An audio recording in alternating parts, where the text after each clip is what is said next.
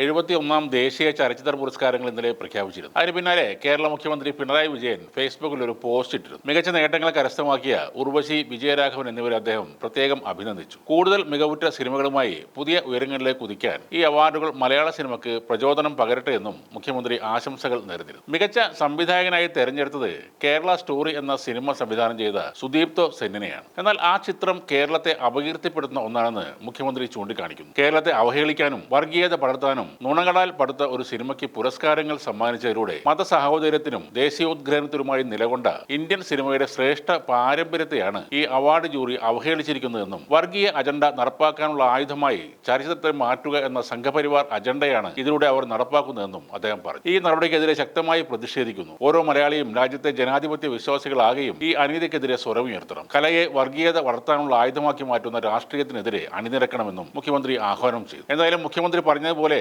വർഗീയ ഉള്ളടക്കം പ്രചരിപ്പിച്ച ചിത്രത്തെ ആദരിച്ച ജൂറി തീരുമാനത്തിനെതിരെ വ്യാപകമായി പ്രതിഷേധം ഉയരുന്നുണ്ട്. ബോളിവുഡ് സംവിധായകൻ അശുതോഷ് ഗോവാരിക്കർ അധ്യക്ഷനായ ജൂറിയുടെ തീരുമാനത്തെ ചോദ്യം ചെയ്ത് പല ചലച്ചിത്ര പ്രവർത്തകരും രംഗത്ത് വന്നു. കേരളത്തിൽ നിന്ന് 32,000 സ്ത്രീകളെ മതം മാറ്റി ഭീകര സംഘടനയായ IS എത്തിച്ചെന്ന് ആരോപിക്കുന്ന ചിത്രമാണ് ദ കേരള സ്റ്റോറി. കേരളത്തിൽ വ്യാപകമായി മതപരിവർത്തനം നടക്കുന്നുണ്ട് എന്നാണ് ഈ സിനിമയിലൂടെ പറയുന്നത്. ചിത്രത്തിന്റെ ടീസർ ഇറങ്ങിയപ്പോൾ തന്നെ ഇത് വിവാദമായി മാറിയിരുന്നു. അതിലെ അദാ ശർമ്മ അവതരിപ്പിക്കുന്ന കഥാപാത്രം താൻ ശാലിനി ഉണ്ണികൃഷ്ണൻ ആണെന്നും ഒരു നെഴ്സാണെന്നും ഇപ്പോൾ മതം മാറ്റി ഫാത്തിമ ഭായ് എന്നാക്കിയെന്നും ടീസറിൽ പറയുന്നുണ്ട്. അതിനുശേഷം IS എത്തിച്ചു. ഇപ്പോൾ താൻ പാകിസ്ഥാൻ ജയിലിലാണ്. ഇത്തരത്തിൽ 32,000 സ്ത്രീകളെ മതം മാറ്റിയെന്നും കേരളത്തിലെ സ്ഥിതി ഇതാണ് എന്ന് പറയുന്നതാണ് ആ ടീസറിലെ ഉള്ളടക്കം. ആ ടീസർ ഇറങ്ങിയതോടെ 32,000 പേരെന്ന കണക്കിനെ ചൊല്ലി വലിയ തർക്കങ്ങളും നടന്നിരുന്നു. മതം മാറി കേരളത്തിൽ നിന്ന് IS പോയ സ്ത്രീകളുടെ എണ്ണം 32,000-ൽ കൂടുതലാണെന്ന് ഒരുത്തൻ സിനിമയിലൂടെ പറഞ്ഞപ്പോൾ അയാൾ ഇന്ത്യയിലെ മികച്ച സംവിധായകനായി ആദരിക്കപ്പെട്ടു. കേരളത്തിൽ നിന്നും IS ആളുകൾ പോയിട്ടുണ്ട്. ഇന്ത്യയിലെ പല സംസ്ഥാനങ്ങളിൽ നിന്നും പോയിട്ടുണ്ട്. എന്നാൽ കേരളത്തിലെ 32,000 സ്ത്രീകൾ മതം മാറ്റപ്പെട്ടു, തീവ്രവാദികളായി എന്നൊക്കെ പടച്ചുവിടുന്ന